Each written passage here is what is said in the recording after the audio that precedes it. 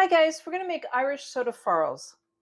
In a bowl, I have 2 cups of all-purpose flour, and I'm going to add 1 teaspoon of baking soda, half a teaspoon of salt, and I'm going to whisk this together. So I've made a well in the center, and I've got 1 cup of buttermilk. I'm going to add just some of this, not all of it. And I'm going to gently stir this around to form a dough. I'm going to add more of the buttermilk only if it's needed. You want the dough to be slightly sticky. You want it to be a very soft dough.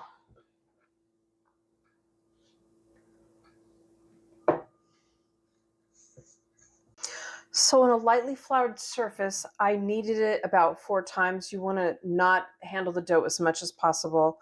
I flattened it out into a 1/2 inch thick circle, and then I cut it into 4s.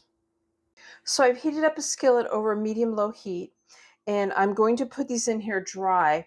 Now I did dust the bottom side just lightly with some flour before sticking them in here, and I'm going to do 2 at a time. I'm going to cook this on each side for 8 to 10 minutes, and you want it to be lightly golden brown on both sides. And then you want to test it with a toothpick to see that it comes out clean.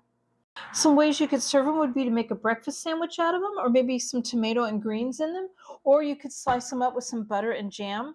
So I hope you guys like my video. Please give it a thumbs up and subscribe to my channel, and thank you guys for watching.